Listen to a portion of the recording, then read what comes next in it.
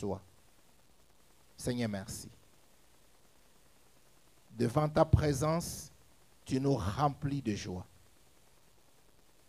Dans ta présence, tu nous parles et tu nous transformes. Et une fois de plus, le moment est venu. Parle au notre Dieu, car tes serviteurs écoutent. Utilise-moi par ta grâce comme un simple outil pour que je puisse communiquer fidèlement ta parole à ton peuple. Que ton esprit soit à l'œuvre et tous pour la gloire de Dieu. Au nom de Jésus. Amen.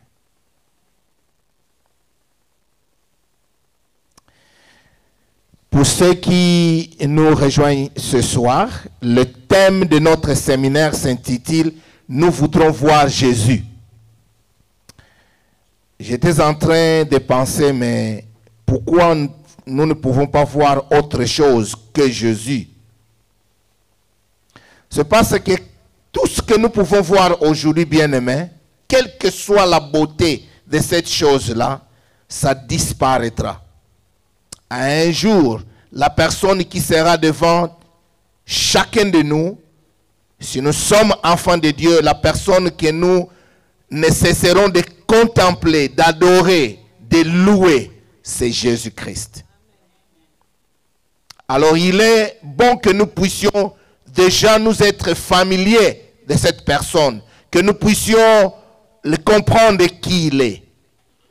Le premier jour, nous avons dit que le thème, c'était une requête que un groupe de gens qu'on appelle des Grecs, qui ont quitté la Grèce, qui sont allés jusqu'à Jérusalem pendant des fêtes pour adorer.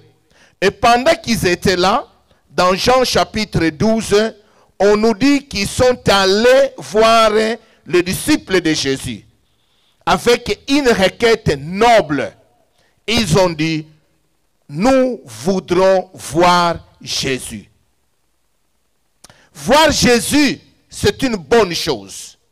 Et nous avons dit que les disciples, lorsqu'ils étaient sur la montagne, on nous parle de Pierre, on nous parle de Jacques, on nous parle de Jean, alors qu'il y avait des prophètes de grande taille qui étaient au milieu d'eux. On cite Moïse et Élie qui sont apparus dans cette montagne-là avec Jésus. Mais ces prophètes ont disparu lorsque les disciples ont ouvert leurs yeux. Ils ne virent que Jésus seul.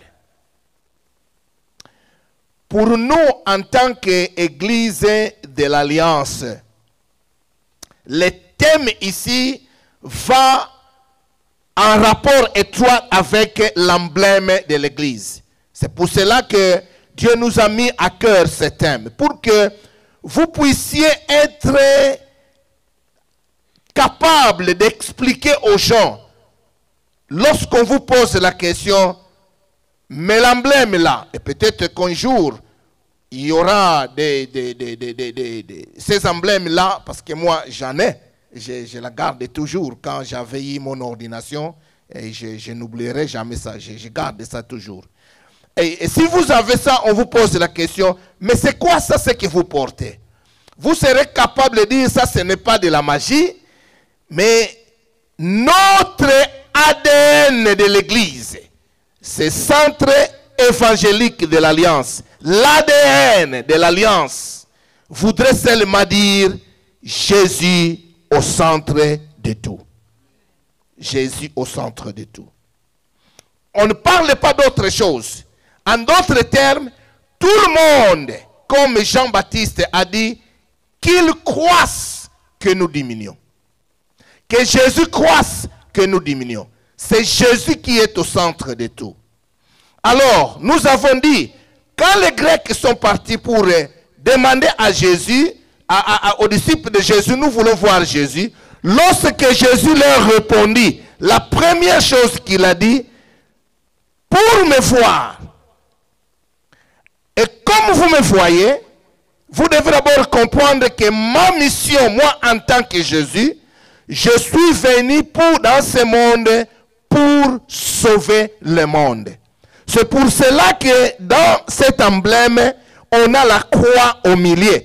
La croix voudrait tout simplement dire Christ est notre sauveur. Donc, ces 4 éléments ici qu'on a, nous avons l'emblème qui veut dire, et la croix qui veut dire Christ est notre sauveur. Nous avons la cuve qui veut dire, comme nous avons vu hier, Christ est notre sanctificateur. La cruche de l'autre côté voudrait simplement dire Christ est notre guérisseur. En d'autres termes, il y a l'huile d'onction qui doit être appliquée, versée, dans ceux qui sont malades et les malades soient guéris. Donc, dans l'alliance, on connaît, non pas seulement on connaît, mais on croit que l'huile, il y a l'huile d'onction, comme Jacques chapitre 5, à partir du verset 14 jusqu'au verset 17. On nous dit, quelqu'un est-il malade, qu'il appelle les anciens de l'église, et on va prendre l'huile d'onction, on va mettre sur ces gens, et ceux qui sont malades seront guéris. Ceux qui ont des péchés, leurs péchés seront pardonnés. C'est ça la cruche.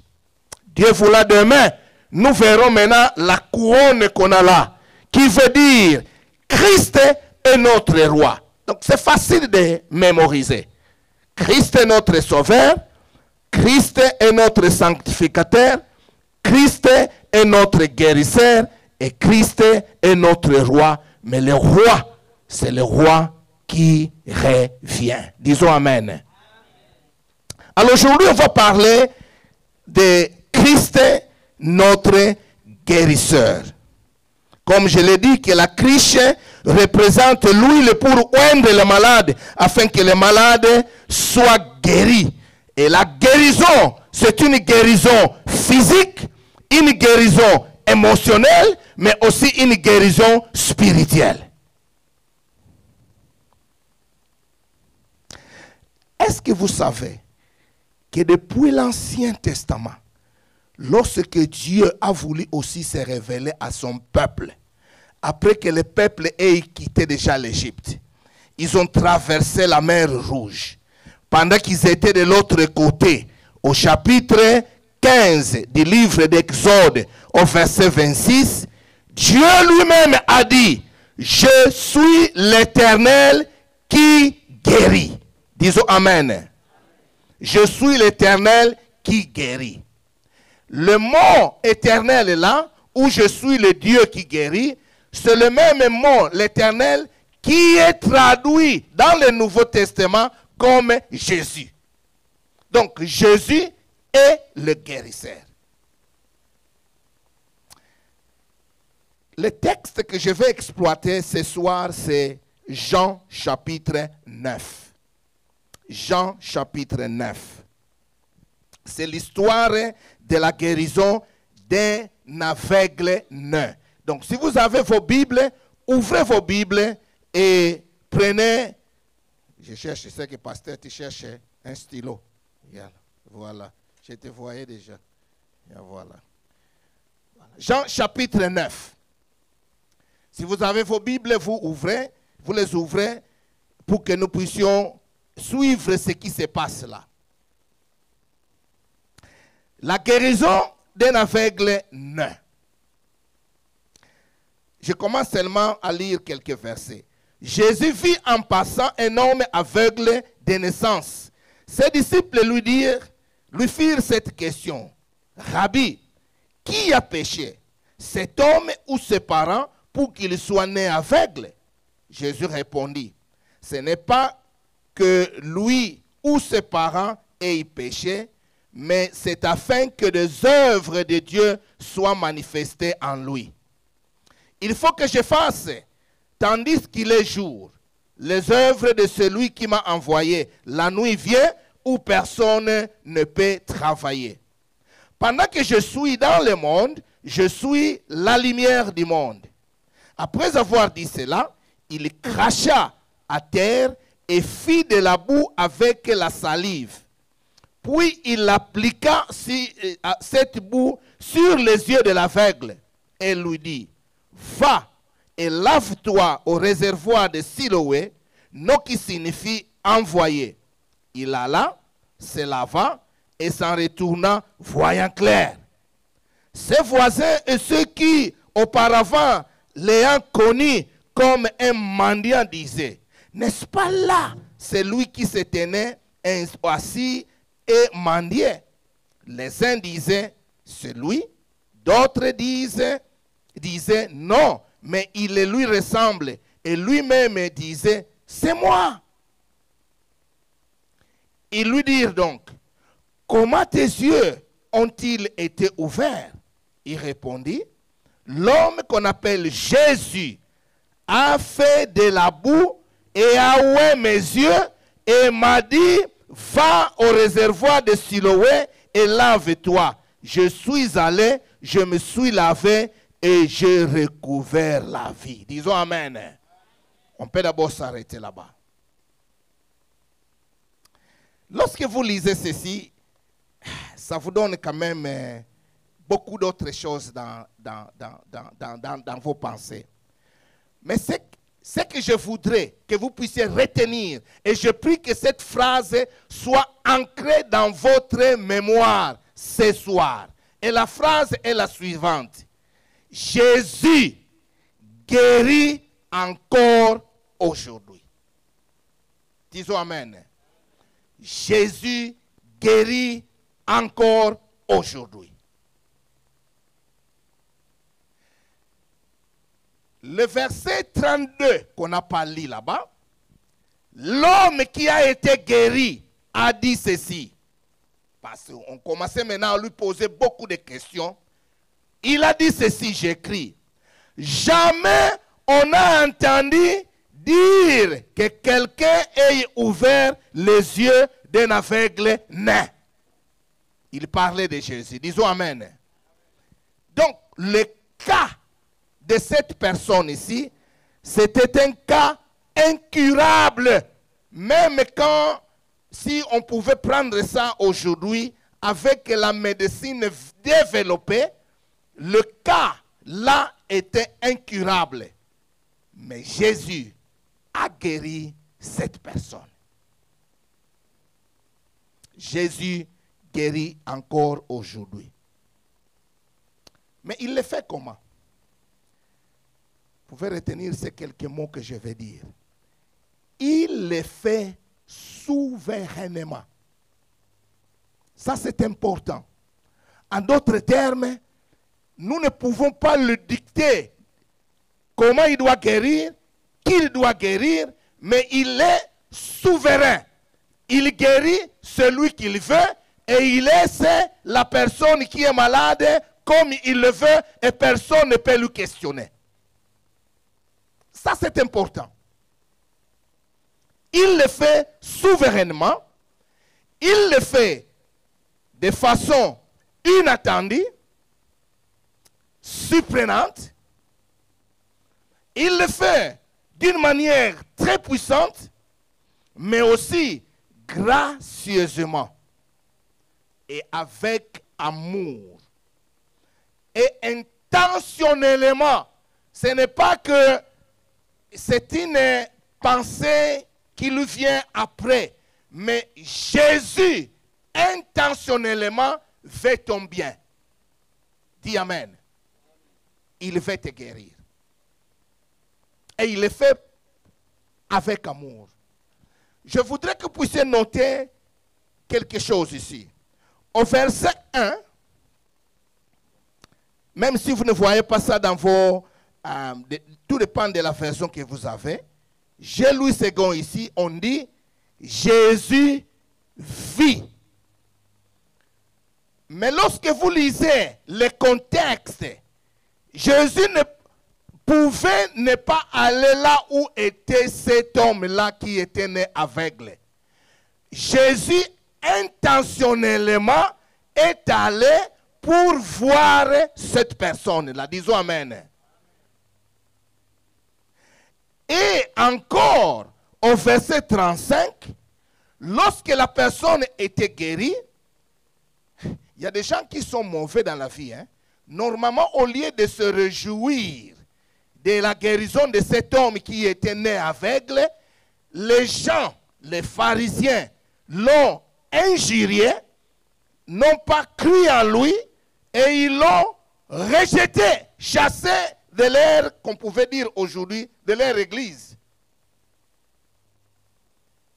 Dans leur temps là-bas, c'était le temps des synagogues. On l'a chassé. Alors pendant qu'on l'a chassé, au verset 35, la Bible nous dit ceci: Jésus ayant appris qu'il l'avait chassé et l'ayant rencontré. Là aussi, ce n'est pas vraiment, normalement, l'ayant trouvé. En d'autres termes, Jésus était en train de chercher cette personne. Donc, intentionnellement, Jésus te cherche là où tu es. Même quand tu ne le cherches pas. Dis Amen. Tu ne le cherches pas, mais il te cherche. Et la manière dont il te cherche varie. Donc, intentionnellement, Jésus veut nous guérir. Et il le fait de son propre gré, qu'on le lui demande ou pas. Même quand il dit, tu ne demandes pas que Jésus puisse te guérir, lui veut te guérir. Au verset 1 là-bas, il faut noter encore une autre nuance qui est là. Lorsque les disciples ont vu cet homme-là, les disciples ont seulement vu les défauts, la maladie, l'infirmité de cet homme-là. Ils ont vu un aveugle. Alors ils ont seulement dit, tu es aveugle, donc tu dois pécher, ou bien même ce sont tes parents qui ont péché. Mais retenez bien, Jésus n'avait pas vu d'abord les problèmes, Jésus avait vu l'homme. C'est ça qu'on nous dit là-bas au verset 1. Jésus vit en passant un homme. Donc, tel que tu es là, mon frère, tel que tu es là, ma soeur, Jésus te voit d'abord en tant qu'être humain avant de voir tes faiblesses. Les autres viennent dans ta vie, ils voient souvent tes défauts, ce qui ne va pas. Mais Jésus te voit en tant qu'être humain et il veut restaurer cette image-là. Quand il y a des défauts dans ta vie, lui est là pour t'améliorer, pour que tu deviennes la personne avec la personne qu'il a créée à son image. Disons Amen.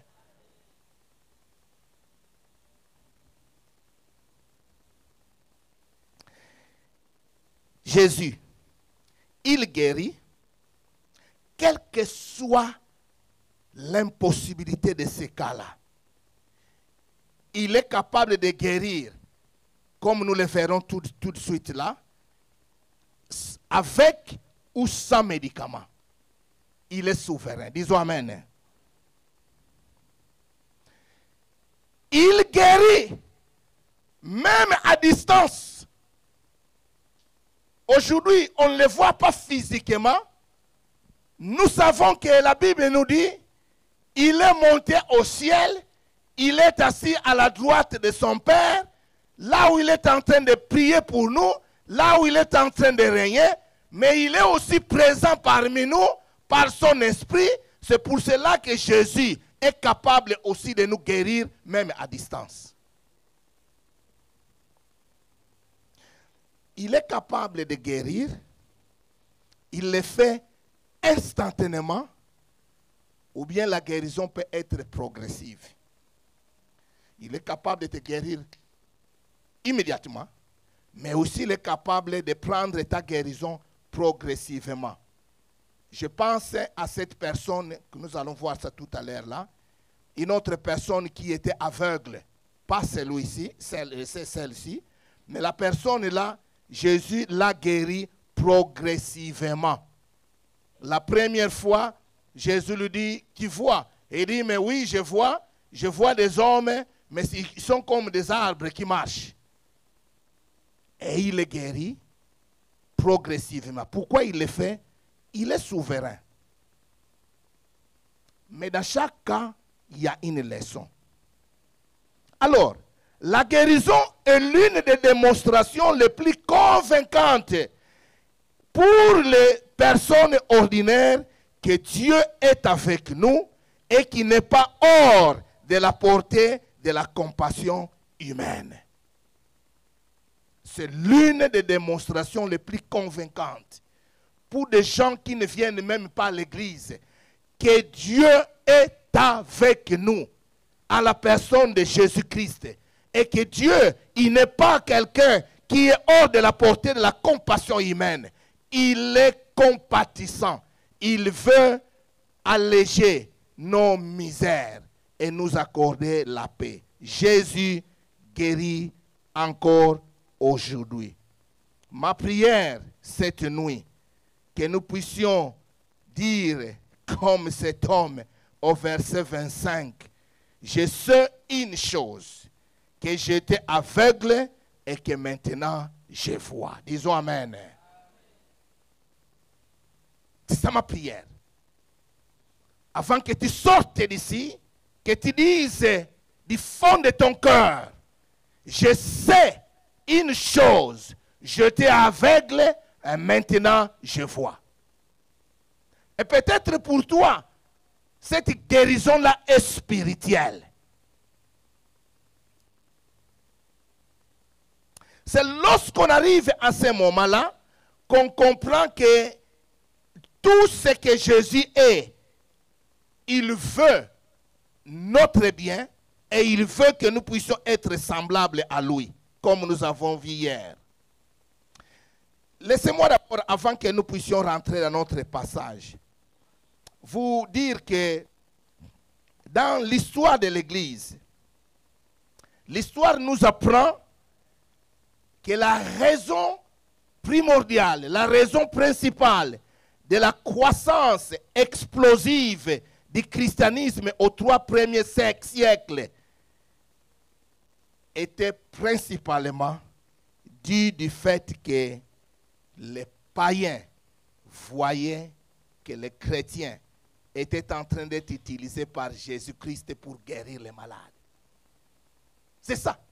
Les 3 premiers siècles de l'histoire de l'Église, les païens voyaient les chrétiens, ils voyaient des apôtres et ils se sont dit, il y a quelqu'un qui est derrière ces gens parce que ces gens sont en train de guérir les personnes. Alors le christianisme a commis une explosion.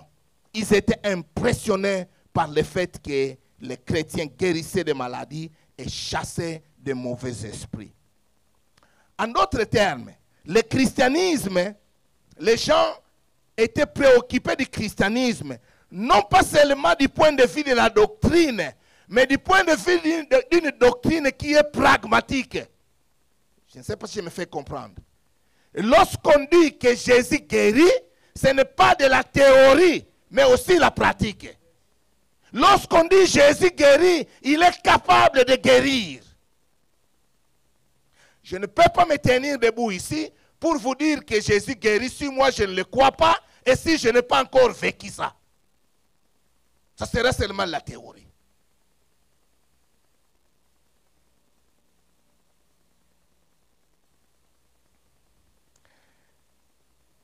Je ne sais pas ta vie, mais nous avons tous besoin de la guérison, d'une manière ou d'une autre. Peut-être que tu as besoin de la guérison physique, maintenant, pendant cette période, ou peut-être que tu as besoin de la guérison spirituelle, ou peut-être que tu as besoin de la guérison émotionnelle.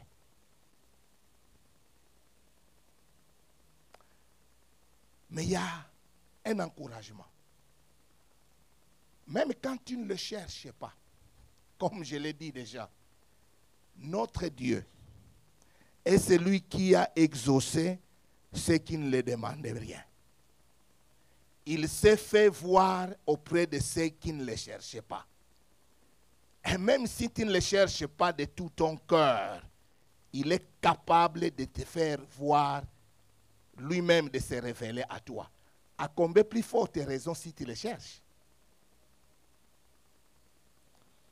Laisse-moi d'abord parler de la guérison physique.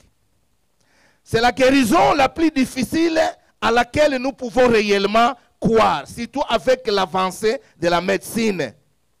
Mais comme je l'ai dit, ma conviction personnelle est que Jésus veut notre bien et qu'il est capable de nous guérir car rien n'est impossible à lui. Il est capable de guérir même les maladies les plus difficiles. Je ne sais pas ici en France, mais là où je suis, quand on entend que quelqu'un a été atteint par le cancer, il y a un désespoir dans toute la famille. Mais Jésus est capable de guérir. Il est capable de guérir même le cancer et d'autres maladies incurables. Là où la médecine se réalise qu'on est impuissant, on ne peut rien faire. Il est capable. C'est Jésus est capable de guérir des gens qui sont proches de la mort. Jean chapitre 4, verset 47. Jean chapitre 4, verset 47. On nous dit, là, le fils de cet officier, on l'a amené, on lui dit, il est prêt à la mort, mais Jésus l'a guéri. Il peut guérir des cas de longue durée. Jean chapitre 5, verset 5. Là où il a guéri la personne qui était malade pendant 38 ans. Ça, ce n'est pas facile, hein? 38 ans.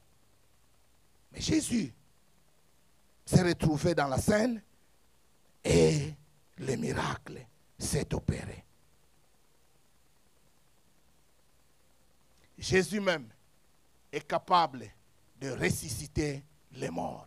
Jean chapitre 11. Il a ressuscité Lazare. Et je peux déjà te poser la question. Quel est ton cas aujourd'hui? Près de la mort? Un cas qui a duré longtemps? Ou peut-être qu'il y a des choses dans ta vie qui sont déjà mortes et que Dieu est capable de ressusciter. Quel est ton cas? La guérison spirituelle ou la guérison émotionnelle aussi intérieure, c'est la guérison dans le domaine du pardon des péchés. Et le pardon est généralement lié à la guérison corporelle et émotionnelle. Vous savez, il y a des cas où Jésus a dit, au lieu de guérir, la personne est venue malade, au lieu de guérir, Jésus dit, ton péché est pardonné. En d'autres termes, la source même de la maladie pour cette personne-là, c'était le péché. Jésus va et enlève d'abord la source de la maladie avant même de guérir cette maladie-là. Le pardon du péché. Le besoin d'être pardonné et même de pardonner quiconque nous a blessés. Et vous savez, nous allons voir les méthodes de comment Jésus guérit. Mais je peux déjà anticiper.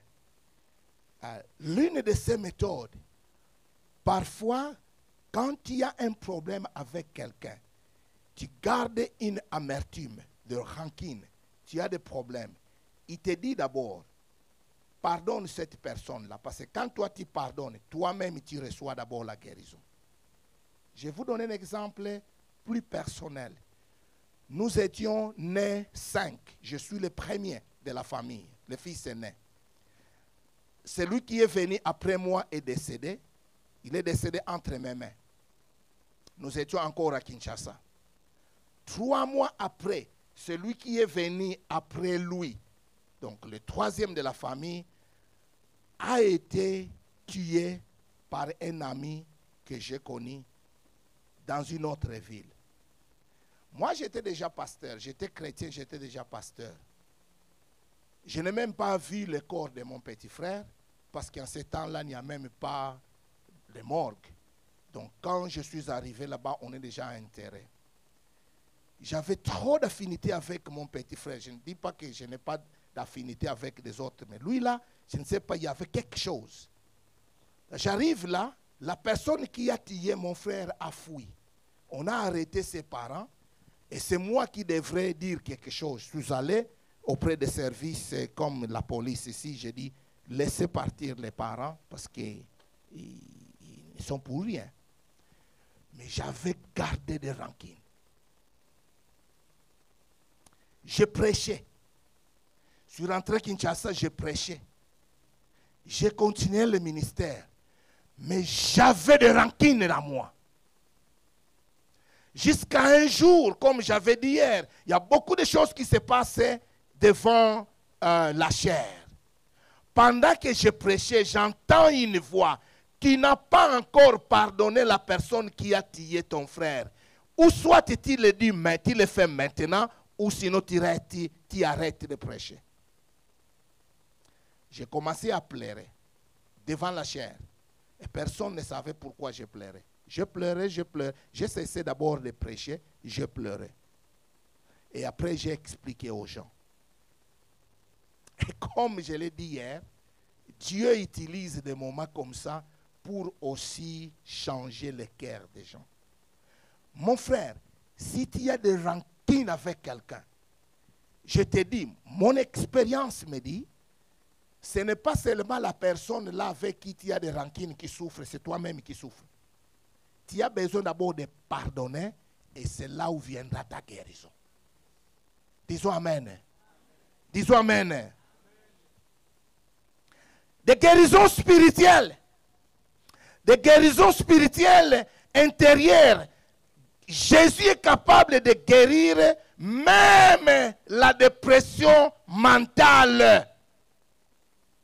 Des gens qui ont des désespoirs, qui sont confus, qui ont des confusions, qui ont des sentiments, ils sentent que personne ne m'aime. Je suis sans valeur, je suis inutile dans la société. Même mes parents, mes amis ne m'apprécient même pas. Qui suis-je moi? Jésus est capable de guérir. Les gens qui ont des tristesses, les gens qui sont remplis de culpabilité, incapables de surmonter le problème par la volonté, même quand ils ont des volontés d'arrêter. Je n'ai jamais fumé dans ma vie. Gloire à Dieu que je n'ai pas essayé. Mais il y a des gens qui sont esclaves de la cigarette et qui n'arrivent pas à se débarrasser de cela. Mais Jésus-Christ est capable de guérir une telle personne. Les gens qui sont esclaves, permettez-moi, les jeunes, les enfants qui sont ici, les gens qui sont esclaves de la masturbation, les gens qui sont esclaves de la pornographie, Jésus est capable de guérir.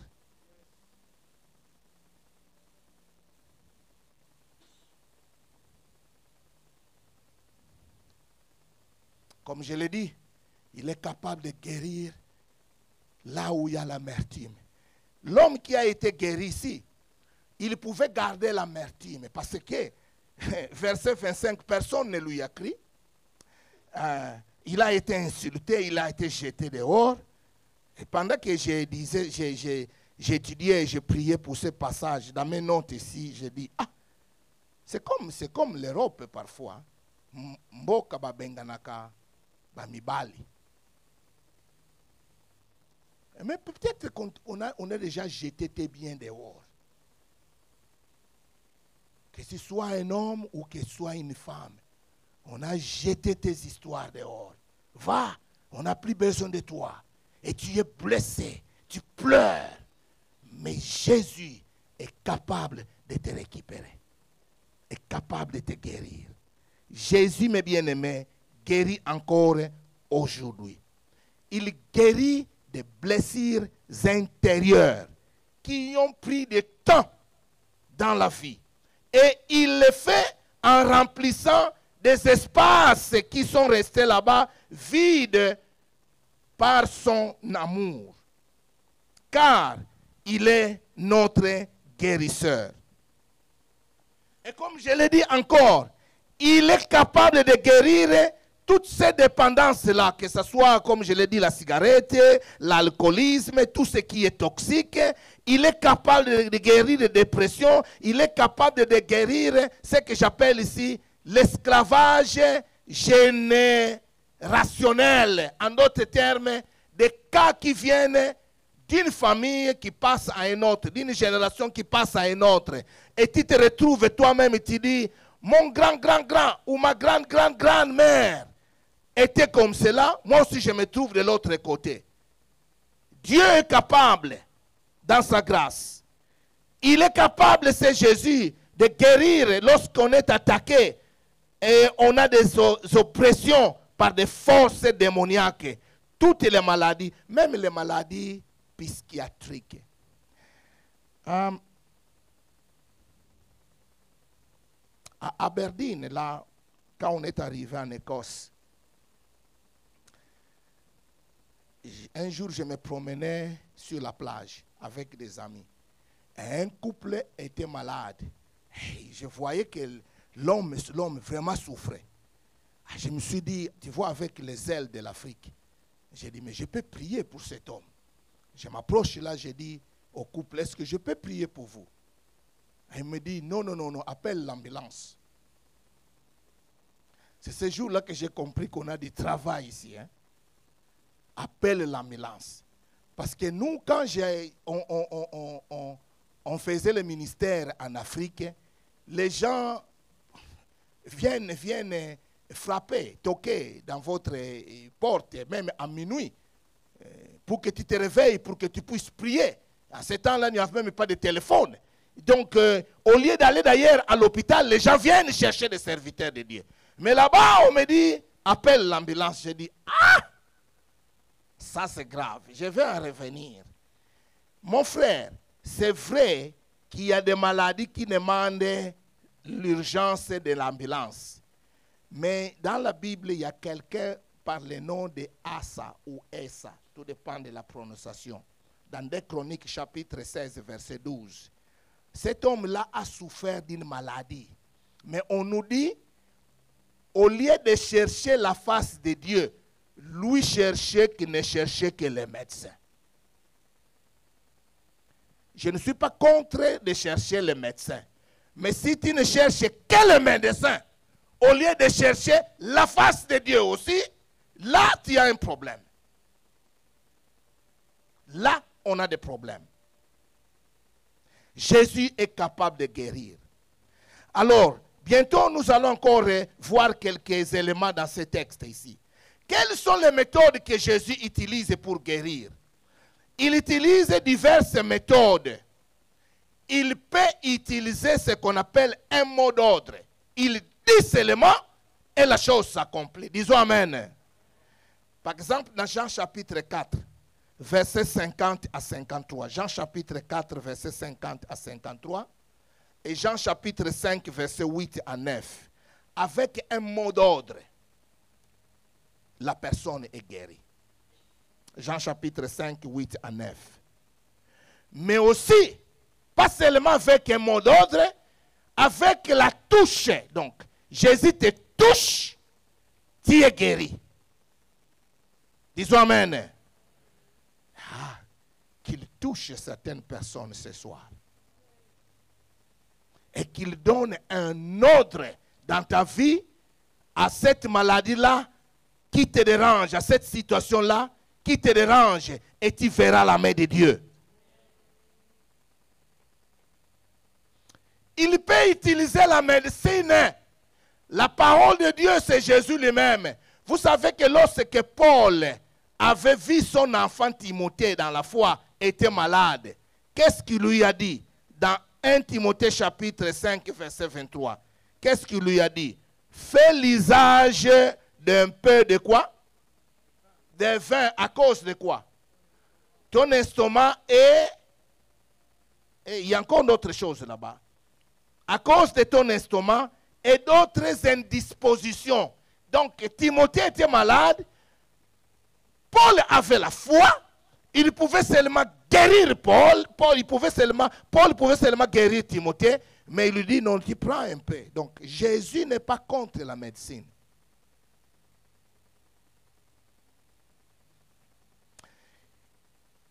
un mot d'ordre, une touche, la médecine ou les médicaments, mais aussi l'onction. L'onction. Ce qu'on vient de voir ici dans ces passages. Dans notre passage ici au Jean chapitre 9, verset 6.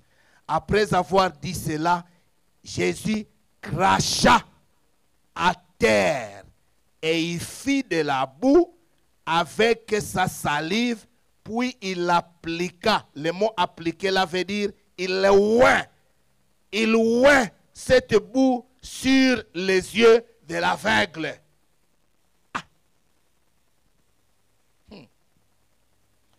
D'ailleurs, ça, ce n'est pas tellement grave. Lorsque vous lisez Marc chapitre 8, au lieu de faire la boue, il cracha sur les yeux de cette personne-là. Retenez bien ce que je suis en train de dire là, parce que là, c'est très fort. Hein? Je vais en revenir. Vous savez, dans le cas ici de chapitre 9, il n'utilise pas le mot d'ordre, il n'utilise pas la touche, il n'utilise pas le médicament, mais il oint. En d'autres termes, il pouvait bien utiliser la touche, toucher la personne du doigt et puis la personne est guérie. Il pouvait bien utiliser le mot d'ordre. C'est pour nous dire que Jésus n'a pas d'insuffisance. En lui, il n'y a pas d'insuffisance de méthode. En d'autres termes, ce n'est pas quelqu'un qui est cloué seulement à la seule méthode, la même méthode. Méfiez-vous lorsque vous voyez, même dans la télévision, tous les programmes que vous entendez là, vous êtes en train de suivre, où vous voyez seulement cet apôtre-là, ou n'importe quel grand, il utilise la même méthode. Non, Jésus a des méthodes diversifiées. Disons Amen. Vos pasteurs un jour peuvent vous imposer des mains. Vos pasteurs peuvent vous dire, là où tu es à la maison, je suis bloqué au travail, je suis bloqué là-bas, je prie pour toi. Tu acceptes ça parce que Jésus est capable de faire ça. Ce n'est pas seulement que tu dois être là-bas pour que le pasteur t'impose les mains. Tout dépend de ce que l'Esprit est en train de lui dire. Disons Amen. C'est très important.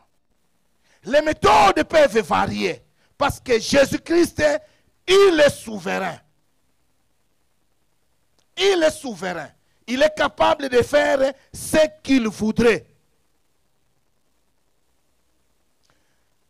Pourquoi cracher sur la terre? Pourquoi faire de la salive? Pourquoi oindre les yeux de cette personne ici? En d'autres termes, dans ce cas ici, c'était pour stimuler la foi de la personne. C'était pour stimuler la foi de cet homme qui était né aveugle. D'ailleurs, le stimulus de la foi là, Jésus était en train de chercher que la personne puisse avoir confiance en lui et puisse obéir à ses ordres. Voyez le verset 11. Voyez le verset 11. Le verset 11 là-bas, l'homme qui a été guéri a dit, l'homme qu'on appelle Jésus a fait de la boue, a oué mes yeux et m'a dit, va au réservoir de Siloé, lave-toi, et je fais quoi? Je suis allé et je me suis et j'ai. Ok. Imagine-toi, la boue était mise sur ses yeux, et puis Jésus lui dit, va, lave-toi, et la personne qui dit non. La boue est là, c'est fini. La boue pouvait rester là-bas pendant des années. Tant qu'il n'obéissait pas à ce que Jésus avait dit, la boue ne pouvait rien faire dans sa vie. Il y a des bénédictions en étant obéissant à Jésus-Christ. Même si la logique humaine vous dit, mais qu'est-ce qu'il y a ici? Mais parce que c'est Jésus qui a dit, j'obéis. Quel que soit le prix, quelle que soit la logique qui est là. J'ai lu un commentateur avant de venir qui était en train de voir un peu ces passages-là et ces passages ici. Alors il a dit, ah, mais quelle manière scandaleuse de donner quelqu'un la vue. Quelle manière, en anglais ici, offensive.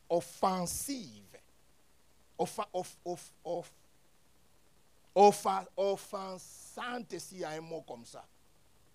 Vous êtes offensé. Vous êtes scandalé. Et le commentateur a dit, mais regarde, c'est comme si cracher. Bon, si on peut spéculer là-bas, aujourd'hui tout le monde, imagine-toi, tu entres dans le métro, tu entres dans le tram, tu entres dans le bus, tu commences... Tout le monde va commencer, surtout pendant la Covid, tout le monde va commencer à reculer. Jésus s'il va cracher. Je ne dis pas que Jésus avait la Covid, non. Mais ce que je dis, regarde un peu les crachats, on met sur la boue et puis on vous met ça. Dans l'autre côté des gens de Marc, il crache sur, il met la salive sur les yeux de cette personne-là et la personne est guérie. Ça, c'est scandaleux. En d'autres termes, bien-aimés, ça nous montre comment l'évangile est scandaleux. Ou bien, comment je peux dire ça? La croix ici, c'est une pierre d'achoppement pour certaines personnes. Lorsque Jésus vous demande de faire des choses, parfois vous dites, mais moi, avec ma personnalité, moi ça je n'accepte pas ça. Et la manière dont Jésus te parle, peut-être que tu es en train de lire la Bible, ou peut-être que c'est le pasteur qui parle, mais écoutez, je voudrais aussi dire un élément ici. Chaque fois, vous voyez, je ne suis pas venu pour défendre ou leur promouvoir. Non, non, non, ce n'est pas dans mes habitudes. Mais je dis la vérité. Lorsque vous voyez un serviteur de Dieu se tenir ici, il ne faut pas seulement voir que c'est le serviteur qui parle. Ayez ce discernement de savoir que c'est Dieu qui est en train de me parler à travers ces serviteurs de Dieu. Lorsqu'on a cette habitude-là, on va voir de bénédictions. Mais si on a seulement, c'est papa Emma, c'est papa Freddy, c'est papa, c'est papa, c'est papa. J'ai dit ça même dans l'église là-bas. Parce que quand Dieu parle, il donne des messages. Et les messages arrivent. Alors parfois c'est scandaleux ce qu'on peut vous dire. Fais ça. Vous dites, dans ma personnalité, il pense qu'il est qui? Mais on doit obéir. Ça peut être humiliant, ça peut être embarrassant, mais il suffit de faire comme cet homme, c'est-à-dire de nous soumettre à ce que Jésus nous dit, nous verrons la gloire de Dieu. Disons Amen. Et je peux vous poser la question, voulez-vous vous soumettre à lui aujourd'hui? Voulez-vous vous soumettre à ces commandements aujourd'hui? Je vais épingler seulement quelques éléments avant qu'on puisse terminer. Il y a des leçons. Après la guérison, vous savez souvent on vient, on cherche la guérison. Mais lorsqu'on lit ces passages ici, la guérison, que ce soit physique ou spirituelle ou émotionnelle, n'est pas et ne doit pas être une fin en soi. En d'autres termes, la guérison doit nous conduire à une relation personnelle avec Jésus-Christ. La guérison que tu cherches, ce n'est pas la fin en soi, mais tu dois chercher à avoir cette intimité avec Jésus. En d'autres termes, nous ne sommes pas ici pour chercher la guérison, mais nous sommes ici pour adorer le guérisseur. On est là pour voir, c'est Jésus qui est capable de nous guérir. Parce que lorsqu'on le voit, non pas seulement on voit la guérison, mais on a d'autres choses qu'on bénéficie. Même qui sont en dehors de la guérison. Parce que lui, il est fidèle. Donc, nous ne devons pas être seulement préoccupés de la guérison. Et d'ailleurs, on voit ça ici dans ce passage ici. Cette personne qui a été guérie, lorsqu'il a été guéri, pendant que les autres, les personnes qui étaient les pharisiens, étaient préoccupés de la méthode, j'ai énuméré 6 fois qu'ils ont demandé à cette personne comment a été guéri. La personne qui a été guérie n'avait pas focalisé son attention sur le comment, la méthode, mais lui a focalisé son attention sur la personne qui l'a guéri. Il a dit, tout ce que moi je sais, j'étais aveugle, maintenant je vois cette personne ici. Et d'ailleurs, lorsque vous écoutez ce qui se passe au verset 11, il commence d'abord à appeler Jésus, l'homme qu'on appelle qui? Jésus. Au verset 17, il dit, ce n'est pas seulement un homme, il dit, il est prophète. Au fait, Jésus est prophète. Mais vous voyez, graduellement, il avance vers quelque chose. Au verset 20, il dit, au verset 30, pardon, il dit, il parle de Jésus comme la personne qui lui a ouvert les yeux. En d'autres termes, c'est un envoyé de Dieu. Donc, il commence la personne qu'on appelle Jésus, un prophète, un envoyé de Dieu. Lorsque vous continuez au verset 36, maintenant il rencontre pour la toute première fois Jésus. Pour la toute première fois, il voit Jésus. Je voudrais que vous puissiez voir le verset 36. Il l'appelle d'abord Seigneur. Mais le mot là, ce n'est pas tellement le mot de Seigneur comme nous disons Jésus est Seigneur. En d'autres termes comme Monsieur. Donc un signe de respect. Monsieur. Alors, Jésus lui dit, écoute, si je suis un simple monsieur, est-ce que tu crois que je suis le fils de l'homme?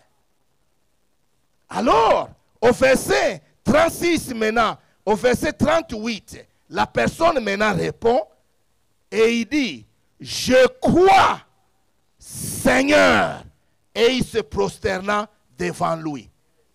Vous voyez comment la personne, il a d'abord compris la personne qu'on appelle Jésus, prophète, c'est lui qui a ouvert ma vie, il est un envoyé de Dieu.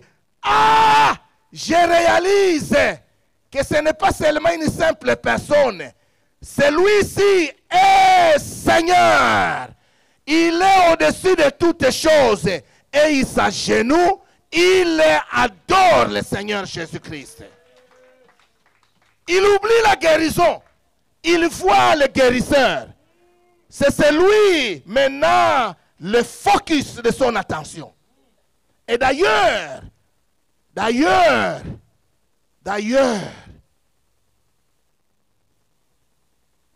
le verset 38 là, d'ailleurs, je crois. Le mot là est profond. En d'autres termes, ce n'est pas seulement la croyance qui est là, mais il reçoit le salut. Vous voyez, si on reste seulement à la guérison et qu'on oublie de voir le guérisseur, la personne ne pouvait pas avoir le salut aussi. Et Jean qui écrit veut effacer maintenant cette guérison-là pour dire que la vie est en Jésus seul. C'est Jésus-Christ qui est notre sauveur. C'est la même chose. Lorsque vous lisez Luc chapitre 17, 11 à 18, l'histoire de 10 lépreux, vous connaissez l'histoire, non? 10 lépreux ont été guéris, mais il y a un seul qui est rentré. Et quand il est rentré pour dire merci au Seigneur, qu'est-ce que Jésus lui a dit? Ta foi, vous comprenez, il y a des nuances là-bas. D'abord, le lépreux reçoit la guérison. Maintenant qu'il va à Jésus pour dire merci, Jésus lui dit, pas seulement la guérison, mais tu obtiens aussi le salut. Dans Jésus, il n'y a pas seulement de guérison, mais il y a aussi le salut. En Jésus, il n'y a pas seulement le salut, il y a la sanctification. En Jésus, il y a la guérison. Et on verra demain, en Jésus, il y a un pouvoir. Il règne sur tout. Sur tout. Et la foi est un cheminement vers Jésus-Christ. Bien-aimé, si tu reçois la guérison, et demain par la grâce de Dieu, nous passerons du temps ici. Je voudrais que vous qui avez des enfants, amenez vos enfants. Nous passerons du temps pour prier pour des familles. Parce que les moments sont durs. Nous passerons du temps pour prier pour des familles. Parce qu'il y a aussi des blessures intérieures dans des familles. Il y a des guérisons qui sont nécessaires dans la vie des gens. Nous passerons le temps par la grâce de Dieu de prier. Mais j'aimerais seulement nous dire, lorsque nous recevons la guérison, il y en a d'autres dehors là qui n'ont pas encore la grâce d'entendre ce que nous entendons. Nous avons une mission. Et notre mission, c'est comme ce que Jésus a donné à Paul. Dans Actes chapitre 26, verset 18, qu'est-ce que Jésus a dit à Paul? Cet instrument ici, je l'ai choisi parce qu'il a une mission pour ouvrir les yeux de beaucoup de personnes afin qu'ils puissent passer des ténèbres à la lumière, de la puissance de Satan à Dieu, et qu'ils reçoivent par la foi en Jésus-Christ le pardon de leurs péchés afin qu'ils soient comptés parmi les sanctifiés. C'est là la mission. Que Dieu nous aide. Que Dieu nous aide. Et ma prière pour la CA ici, ma prière pour vos pasteurs, ma prière pour vous, c'est cette prière qui est dans Actes chapitre 4, c'est là où je termine, versets 29 à 30, où les apôtres ont prié et ils ont dit ceci: donne à tes serviteurs d'annoncer ta parole avec une pleine assurance en étendant ta main pour qu'ils se fassent des guérisons, de miracles et de prodiges par le nom de ton Saint-Esprit, de ton serviteur Jésus-Christ, afin que chaque fois qu'il puisse prêcher, et cette prédication-là se voit aussi dans des miracles, dans des prodiges, dans des guérisons, parce que tout compte fait, nous sommes des gens qui ont l'ADN que Jésus-Christ est notre ADN. Et c'est Jésus est notre sauveur. C'est Jésus est notre sanctificateur. C'est Jésus est notre guérisseur. Et même ce soir, je t'invite, quel que soit ton cas, lève-toi là où tu es. Lève-toi. Lève-toi. On va seulement passer un moment de silence. De silence, lève-toi. Mets-toi debout. Tu es fatigué, mais mets-toi debout. Je vous raconte juste un petit épisode qui s'est passé un jour. Là où je suis, je n'aime pas parler de moi-même, mais je vais seulement donner cet épisode ici. Il y avait quelqu'un dans mon église qui ne croyait pas que Jésus guérit encore. Alors un jour, ils ont connu un accident. Lui, sa femme et leur l'unique fille. Ils étaient près de mourir. Tout le monde s'est retrouvé à l'hôpital. La fille était libérée, mais l'homme et la femme étaient encore sur le lit de l'hôpital. Je suis allé là-bas. Dieu m'a mis à cœur de ne même pas prier, Dieu m'a mis seulement ma cœur de louer l'Éternel. Pendant que je louais, il y avait une infirmière qui regardait parce que la femme était sur le point de mourir. Mais pendant que j'adorais, je chantais seulement un cantique. Je ne sais pas, l'aiguille de cette personne commençait à monter encore. Et quand je suis parti, l'infirmière a demandé à l'homme, qui est cet homme-là? Le mari dit, c'est notre pasteur. Il dit, mais je ne sais pas, quelque chose s'est passé ici. Pendant que lui chantait, ta femme allait mourir, mais Dieu l'a guéri. Depuis ce jour-là, ce type-là croit que Jésus-Christ guérit encore.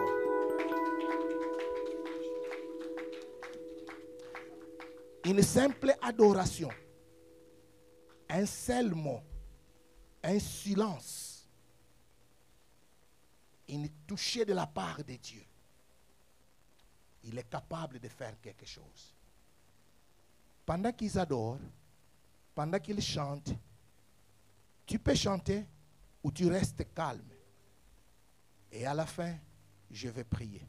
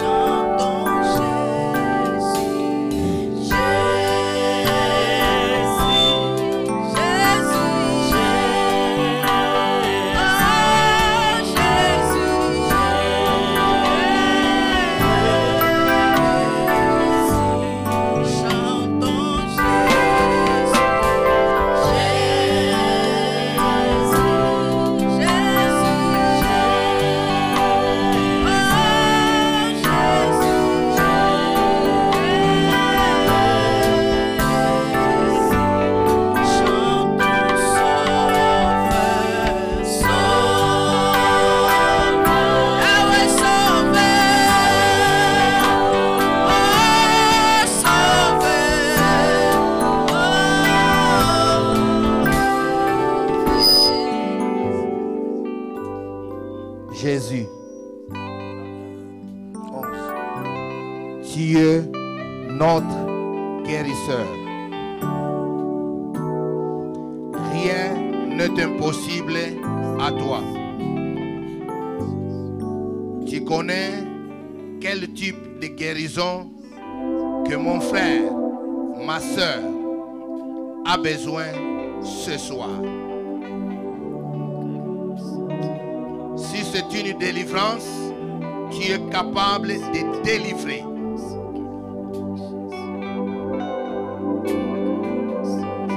Manifeste-toi ce soir.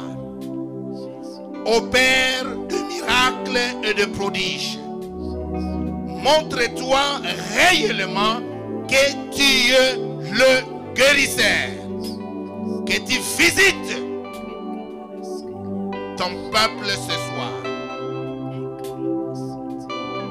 Dans ta souveraineté, tu es capable de passer devant la face de chaque personne et de dire un mot.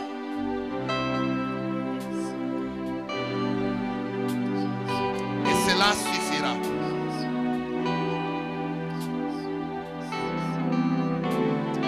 Merci Seigneur pour ta fidélité et merci pour ton pouvoir et merci Jésus pour ton amour, toi qui fais notre bien. Nous levons les yeux vers toi et te couronnons une fois de plus, Seigneur des Seigneurs et Roi des Rois, celui qui nous guérit. À toi la gloire. Amen.